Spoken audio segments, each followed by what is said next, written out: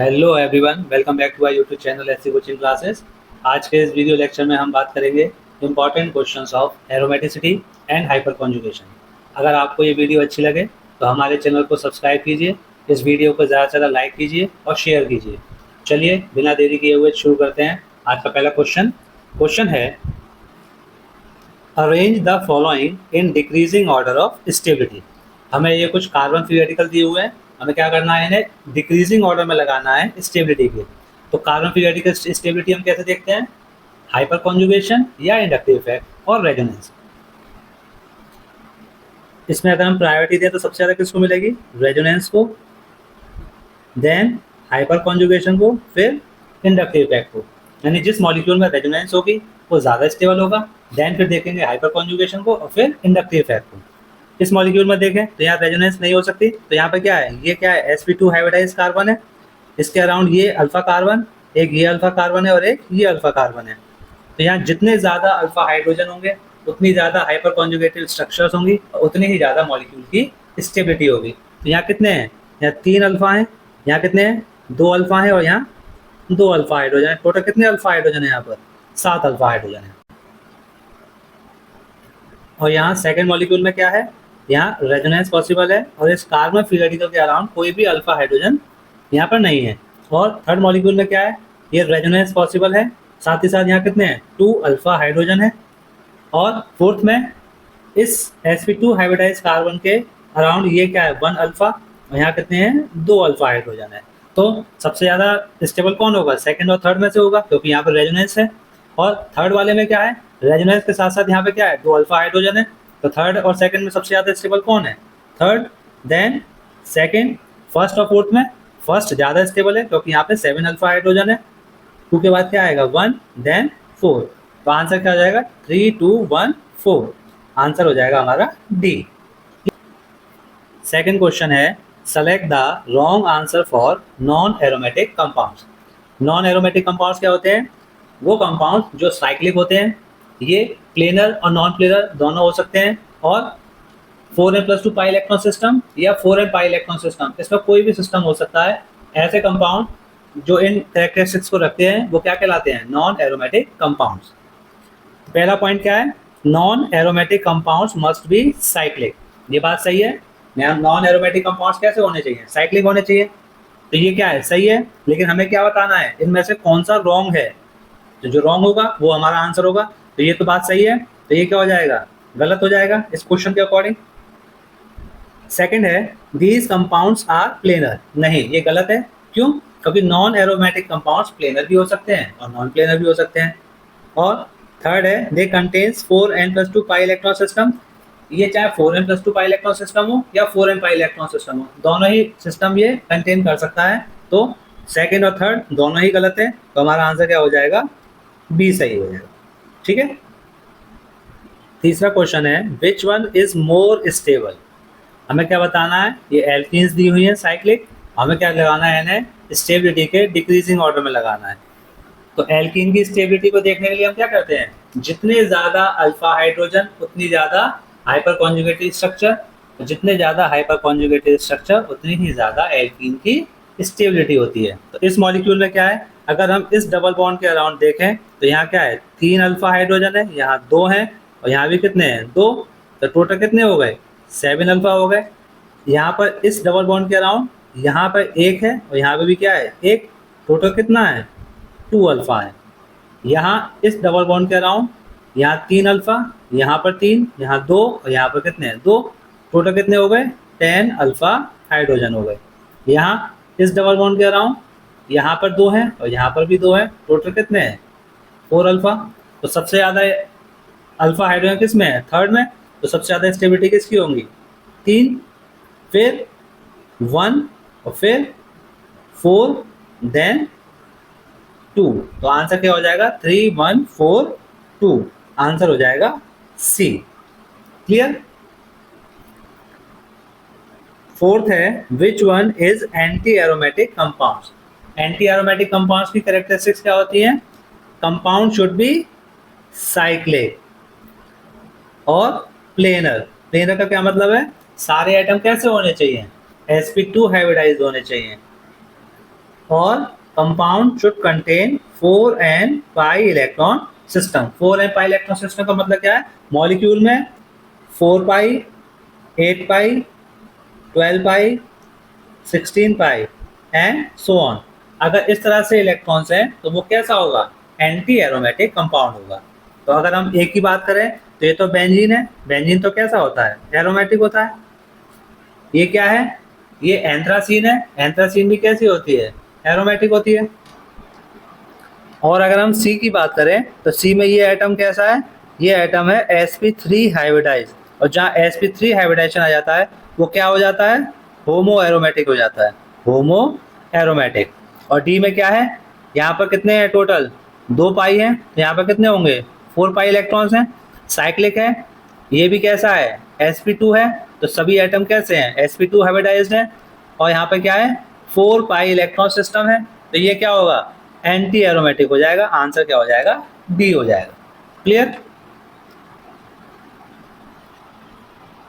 अगला क्वेश्चन है select the correct statement. पहला है pyrrole is a anti aromatic compound. ये स्टेटमेंट क्या है? रॉन्ग है। क्यों? क्योंकि पायरोल एरोमेटिक होता है। पायरोल का स्ट्रक्चर क्या होता है? यहाँ पे आएंगे 2 डबल बॉन्ड और एक लोन पेयर आएगा नाइट्रोजन का। क्योंकि यहाँ पे ये नाइट्रोजन का लोन पेयर क्या है? डीलोकलाइजेशन में पार्टिसिपेट करता है। जिससे क्या होता है? यहाँ टोटल 6 पाई इलेक्ट्रॉन हो जाते हैं। तो ये क्या हो जाता है? एरोमेटिक होता है। तो पहला स्टेटमेंट क्या है? गलत है। दूसरा है इट कंटेन 6 पाई इलेक्ट्रॉन। ये बात सही है क्योंकि इसमें कितने होते हैं? 6 पाई इलेक्ट्रॉन होते हैं। सेकंड सही है। तो हमारा आंसर क्या हो जाएगा?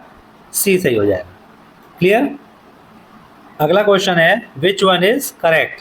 असर्शन है cyclooctatrienyl cation is homoaromatic compound. क्या ये सही है? बिल्कुल सही बात है। Cyclooctatrienyl homoaromatic होता है। इसका स्ट्रक्चर क्या होता है?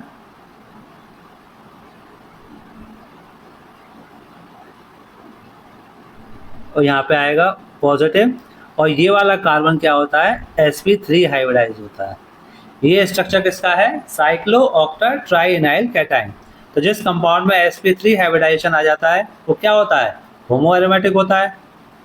अगर हम रीजन की बात करें it contain sp3 hybridise carbon. बिल्कुल सही बात है। अभी बताया इस मॉलिक्यूल में क्या होता है? sp3 हाइब्रिडाइज कार्बन होता है। तो असर्शन भी सही है और रीजन भी सही है। पर क्या रीजन असर्शन को एक्सप्लेन कर रहा है? बिल्कुल सही बात है। क्योंकि sp3 हाइब्रिडाइजेशन की वजह से तो हम क्या कह रहे हैं इसे? Homoaromatic. तो हमारा आंसर क्या हो जाएगा? A and R correct and R is correct explanation of A, यानी बी हमारा सही आंसर होगा। क्लियर? अगला क्वेश्चन है which one is quasi aromatic compound. Quasi aromatic compounds क्या होते हैं? ऐसे कंपाउंड्स जो एरोमेटिक होते हैं due to presence of charge. वो चार्ज चाहे पॉजिटिव हो या नेगेटिव हो, उस चार्ज की वजह से ही अगर कंपाउंड में एरोमेटिसिटी जनरेट हो रही हो तो वो कंपाउंड क्या कहलाते हैं? Quasi aromatic compound. तो मॉलिक्यूल फर्स्ट में क्या है? ये एरोमेटिक तो है पर यहाँ पर चार्ज नहीं है, तो ये क्वासी एरोमेटिक नहीं हो सकता। सेकंड में देखिए यहाँ पे कितने हैं? टोटल 6 पाई इलेक्ट्रॉन है और नेगेटिव चार्ज की वजह से क्या हो रहा है? यहाँ पर एरोमेटिसिटी जनरेट हो रही है। तो ये क्या होगा? क्वासी एरोमेटिक कंपाउंड होगा। इसी तरह से थर्ड में क्या है? सभी एटम कैसे हैं? sp2 हाइब्रिडाइज्ड हैं। टोटल कितने इलेक्ट्रॉन्स हैं? 6 पाई इलेक्ट्रॉन्स हैं। और इस पॉजिटिव चार्ज की वजह से ये क्या हो रहा है? एरोमेटिक है। तो ये भी क्या होगा? क्वासी एरोमेटिक है। इसी तरह से इस मॉलिक्यूल में क्या है? 2 पाई इलेक्ट्रॉन है और इस पॉजिटिव चार्ज की वजह से क्या हो रहा है? ये एरोमेटिक कंपाउंड बन रहा है। तो ये भी क्या है? क्वासी एरोमेटिक कंपाउंड का एग्जांपल है। तो आंसर क्या हो जाएगा? 2, 3 एंड 4। तो आंसर क्या होगा? बी सही हो जाएगा। क्लियर? अगला क्वेश्चन है arrange them in decreasing order of stability. हमें कुछ कार्बोकैटायन दिए हुए हैं, हमें क्या करना है? इन्हें डिक्रीजिंग ऑर्डर ऑफ स्टेबिलिटी में इन्हें लगाना है। तो पहला क्या है? ये है बेंजाइल, ये क्या है? एलाइल, और ये 3 डिग्री कार्बोकैटायन है और ये 1 डिग्री कार्बोकैटायन है। तो इन सब में सबसे ज़्यादा स्टेबल कौन सा होता है? 3 डिग्री कार्बोकैटायन होता है। वैसे अमूमन अभी तक हम पढ़ते आए हैं क्या कि बेंजाइल कार्बोकैटायन सबसे ज़्यादा स्टेबल होता है, लेकिन 3 डिग्री कार्बोकैटायन बेंजाइल कार्बोकैटायन से भी सबसे ज़्यादा स्टेबल होता है। क्यों? क्योंकि यहाँ पे कितने हैं टोटल?